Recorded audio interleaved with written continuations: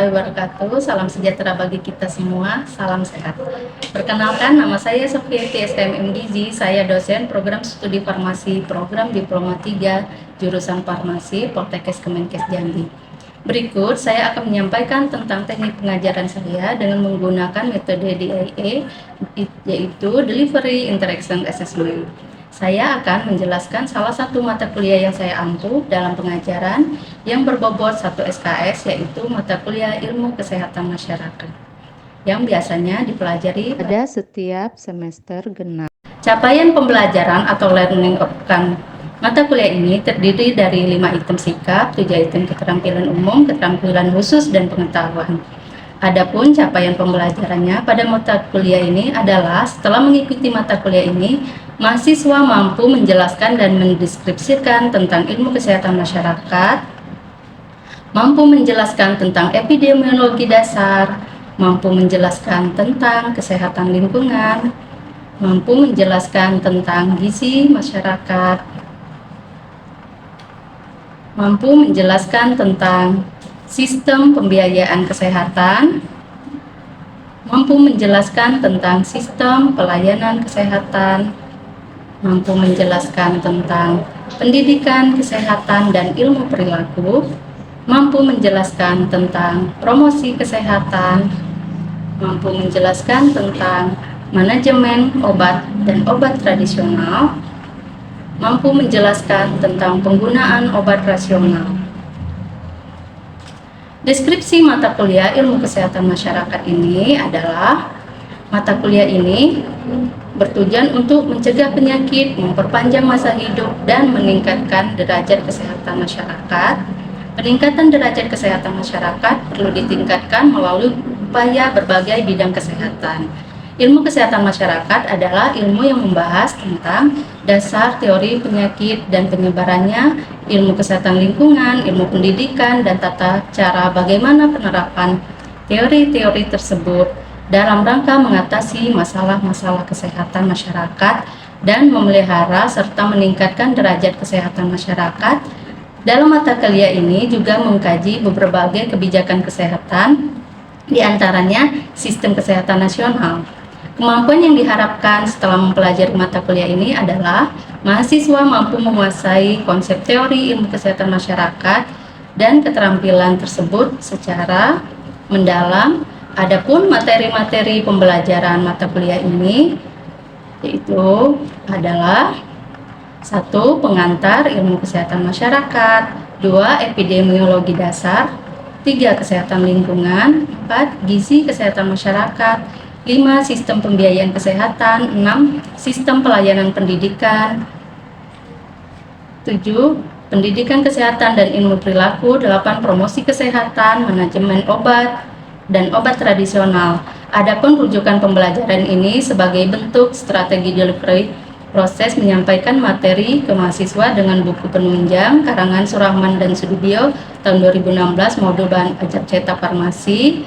Kemudian juga dari dosen dan ahli Kesmas Indonesia tahun 2020 dengan judul Kesehatan Masyarakat, buku Kholifa dan kawan-kawan 2019, buku mata ajar Ilmu Kesehatan Masyarakat, Supijo Noto Atmojo 2007, Promosi Kesehatan dan Ilmu Perilaku, serta Noto Atmojo 2011 tentang Kesehatan Masyarakat, Ilmu dan Seni.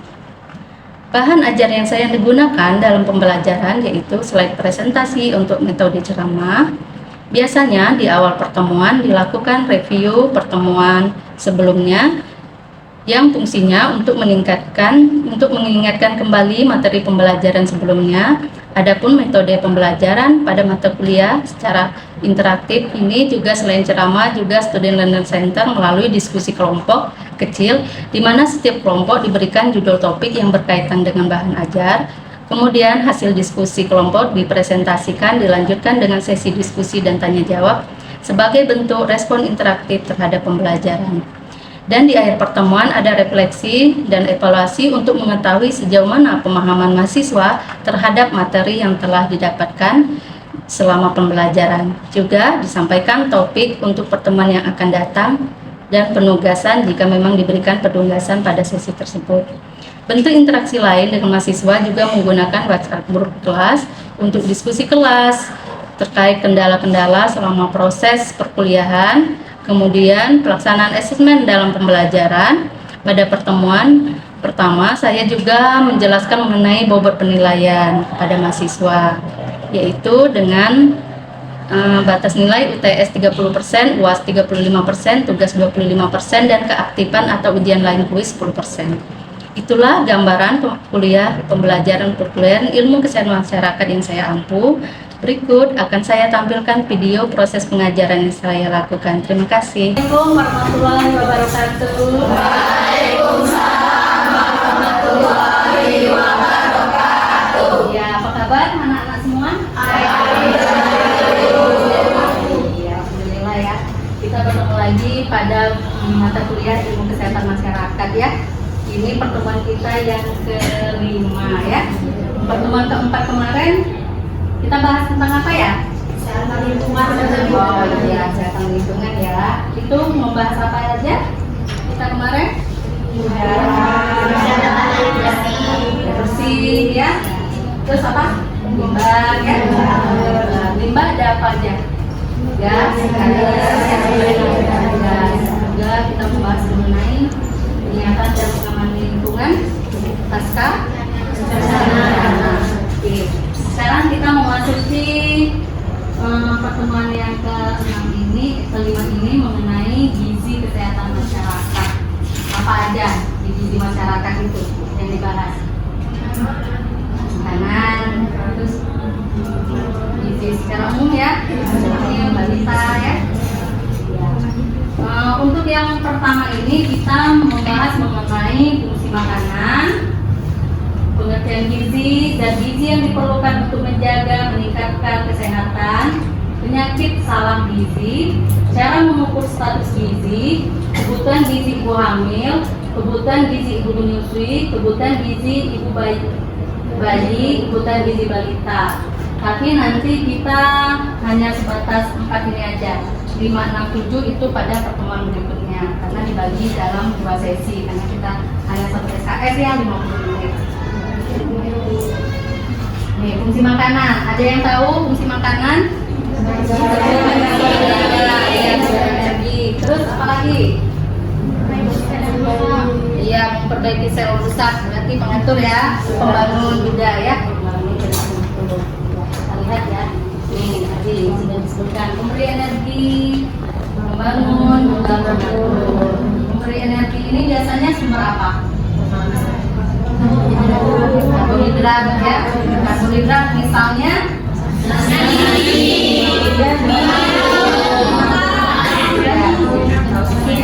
membangun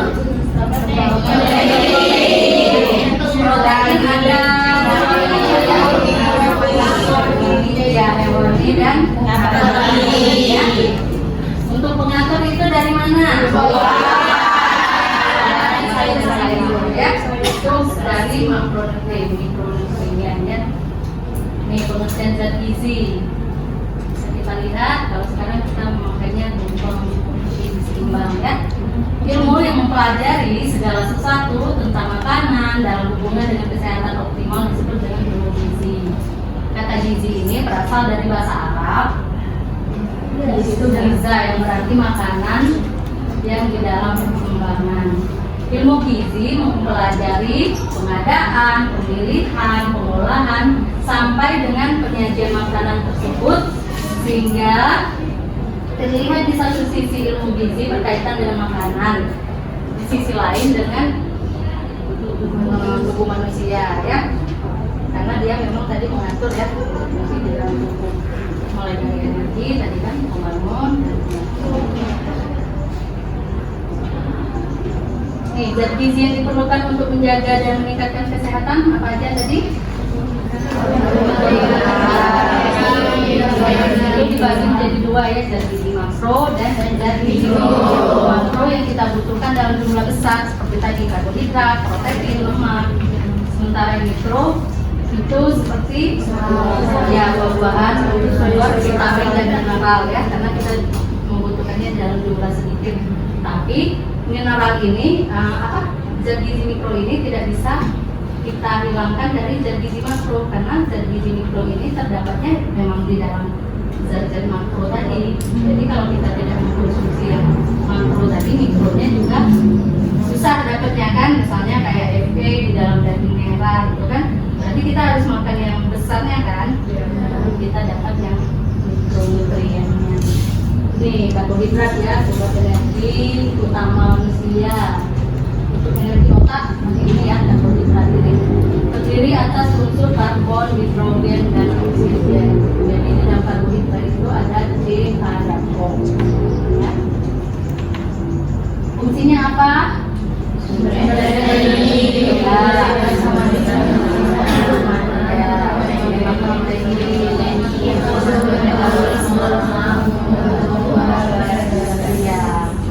sumber energi ya, kita tahu ya, karena energi yang dihasilkan oleh karbohidrat ini besar jumlahnya ya. Kemudian memberi rasa manis pada makanan, nah glukosa ya, walaupun sekedar nasi itu manis ya, terus. Kemudian menghemat protein.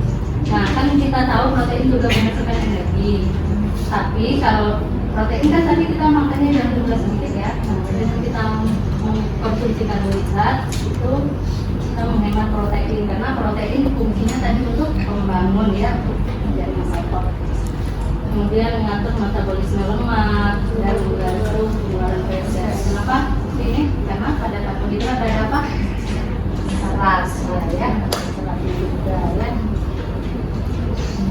Ini sumber-sumbernya tadi ya sudah disebutkan. Kemudian gula ini juga bagian dari karbohidrat ya. Gula bebas, ada monosakarida dan disakarida yang ditambahkan dalam makanan oleh pabrik, dimasak oleh konsumen, dan gula ditambahkan dalam bentuk madu, sirup, dan buah. Ya. Ini pembagiannya sederhana, monosakarida.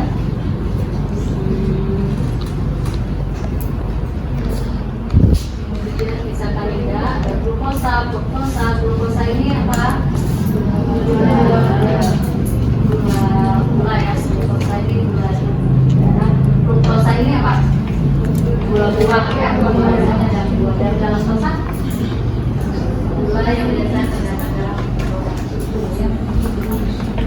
Disakarida, glukosa, ini jenis-jenisnya ya. Protein ini merupakan sepertiga bagian tubuh kita ini protein ya. Berdua ada di otot, 5 di tulang rawan, sepuluhnya ada di kulit, sisanya di jaringan lain dan cairan tubuh. Kemudian nih kalau tadi karbohidrat CHO, kalau ini kalau udah protein ada nitrogen. Selain itu juga dia mengandung Fe, oxy, fosfor, kobalt, dan hidrogen juga di dalam ini. Dan ada garam ya.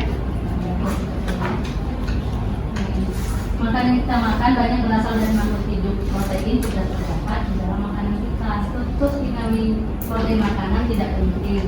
Yang penting justru kandungan asam amino khususnya. Asam amino tadi yang didapatnya dari ikannya tadi.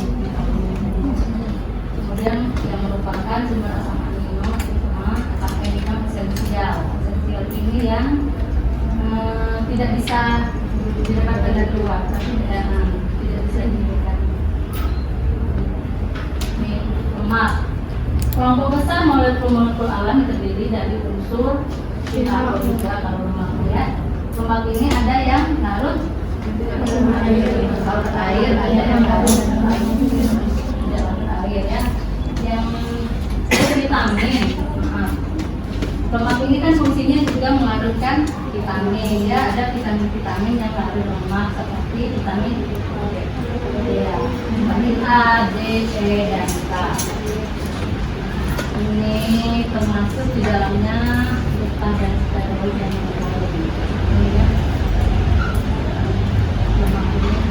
Lemak ini steroid. Fungsi lemak untuk apa?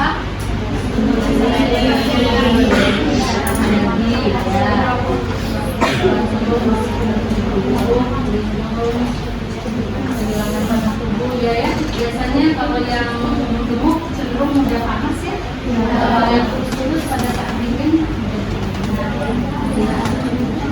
juga menghemat protein, karena kalau misalnya ini yang dibakar dulu tuh lemak. Harapnya gitu ya kita ya, makanya kita ada diet gitu ya. Kalau harus vitamin tadi sudah ya, pelumas antara persendian dan membantu mengeluarkan kesemutan tubuh ya, biar dia pelumas ya licin jadinya, menangguh rasa lapar. Iya, coba kita bandingkan antara kita makan, kalau kita makan kayak yang ikan aja tuh kenyang dia lama ya, karena dia lama mulainya itu juga memang kebutuhannya juga bisa ini apa? Iya, karena dia lama di orangnya.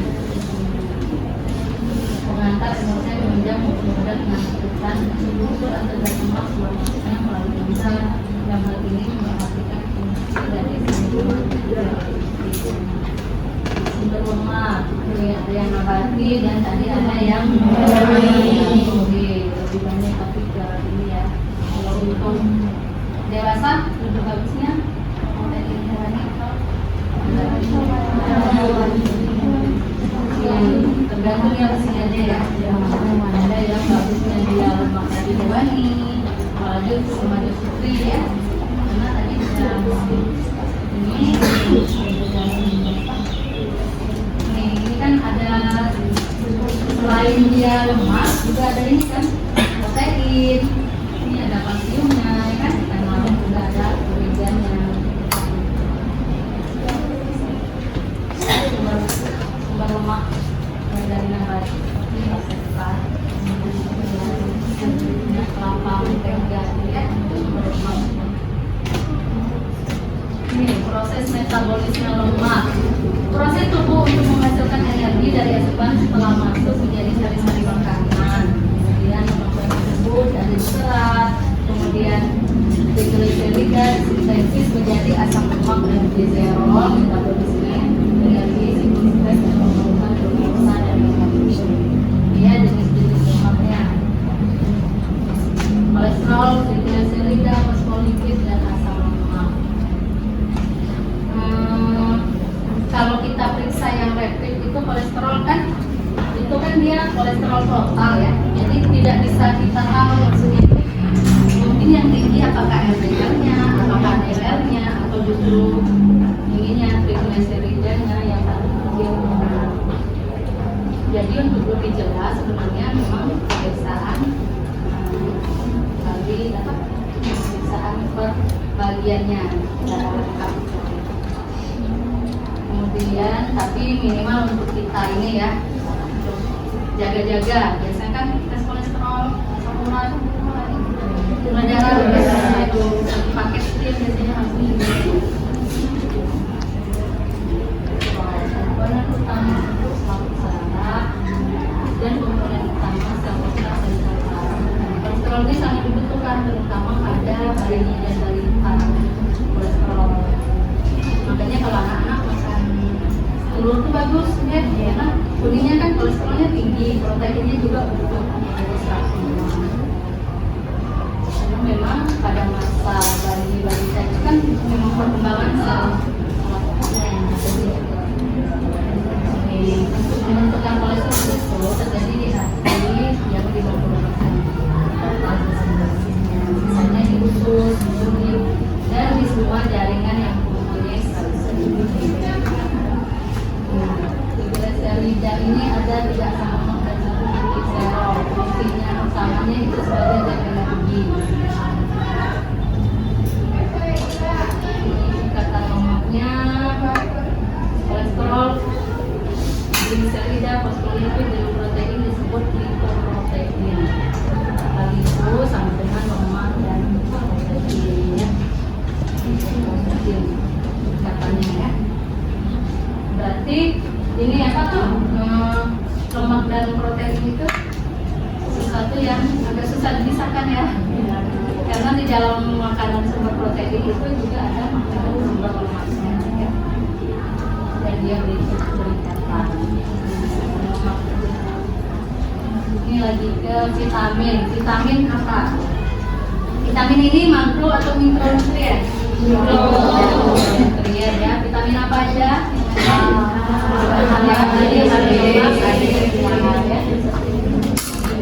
Nih, kelompok diaturasi pertumbuhan menjadi dua, vitamin yang larut dalam air dan yang larut dalam lemak. Yang larut dalam air contohnya apa? Vitamin C ya. Tapi kalau bentuknya yang memang suplemen itu, walaupun larut dalam air tetap ada bagian yang tertinggal di ginjal. Jadi kita pada saat mengkonsumsi vitamin, kita tetap harus banyak minum air. Ini vitamin larut lemak bagian yang tidak dapat diekspresikan melalui urin. Jumlah yang signifikan terdapat dalam jaringan hati dan adenosa. Konsumsi vitamin larut lemak yang lebih angka kecukupan gizi dapat menyebabkan akumulasi yang bersifatnya racun. Nah, misalnya racun ini apa? Vitamin kayak vitamin A. Memang ada kan kurang vitamin A, tapi itu tergantung ke kebutuhannya pada bayi dan balita. Nah, kan sebagai tenaga farmasi ini nanti kan suplementasi obat ini kan juga ke kita nanti kan kerja kita kan pembekalan obat ya. Kalau untuk vitamin A itu biasanya pada bulan berapa aja pemberiannya? Ya, bulan 2 dan 8 ya, Februari Agustus biasanya. Kalau yang di atas 6 bulan sampai 1 tahun itu dapatnya yang apa? Biru ya, yang biru. Di atas tahun baru dapat yang merah ya. Bolehkah diberikan kepada ibu hamil? Tidak boleh ya, karena akan justru toksik racun. Tapi diberikan pada ibu nifas. Tujuannya pada ibu nifas selain sebagai anti infeksi karena proses kelahiran juga agar kan ibu melahirkan itu kan apa tuh bayinya kan ASI ya, jadi biar si bayinya dapat vitamin A melalui ASI. Karena vitamin D, vitamin C. Ini juga bisa kita dapat untuk dirinya dengan bantuan sintesis dengan badan sinar matahari. Jadi sinar matahari di bawah jam 9 itu masih sangat bagus. Kalau untuk pandangan kira-kira vitamin D-nya bisa disebutkan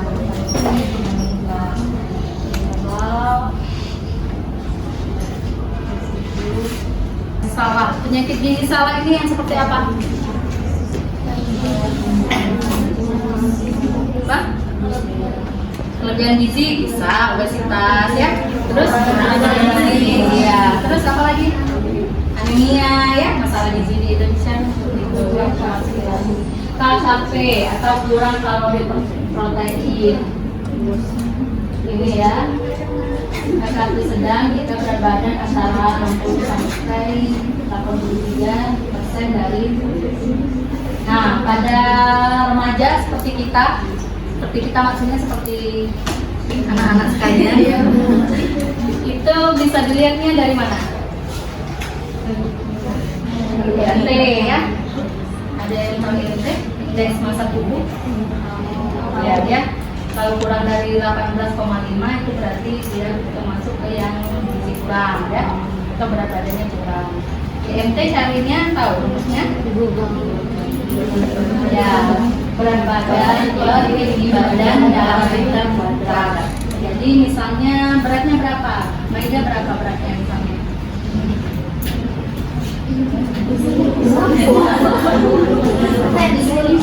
55 misalnya ya.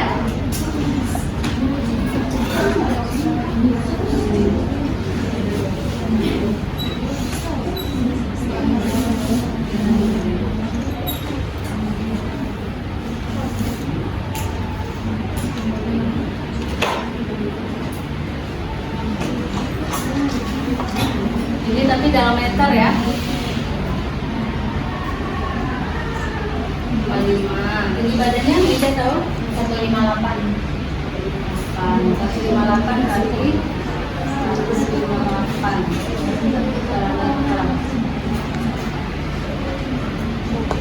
158 cm ya.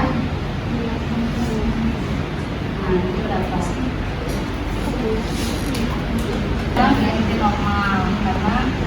kalau normal itu kan 18,5 sampai 24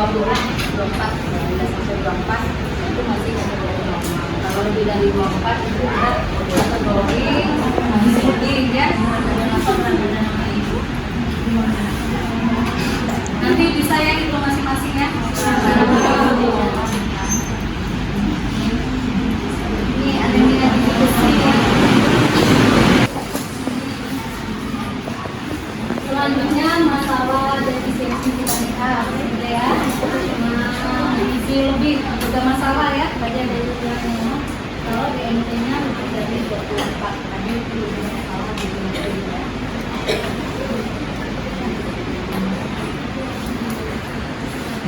Untuk penilaian status gizi ini sepertinya kita lanjut minggu depan aja ya. Selanjutnya. Jadi untuk minggu depan itu penilaian status gizi, kalau nanti dibagi kelompok, penilaian status gizi itu yang seperti apa secara antropometri maupun klinis. Kemudian karena minggu depan juga kita membahas status gizi ibu bayi, balita, ibu hamil, juga dibagi kelompoknya. Berapa kebutuhannya, kemudian apa-apa saja masalah pada ibu hamil, pada bayi, balita. Tadi kan juga masalah gizi di Indonesia ini juga bisa dengan bayi balita ya. Bagaimana, ada yang ingin kita diskusikan? Ya, kita ini ya sedikit mereview yang tadi sudah kita bahas. Kebutuhan zat gizi itu zat gizi apa saja yang kita butuhkan? Nutrien dan mikronutrien. Zat gizi makro apa saja?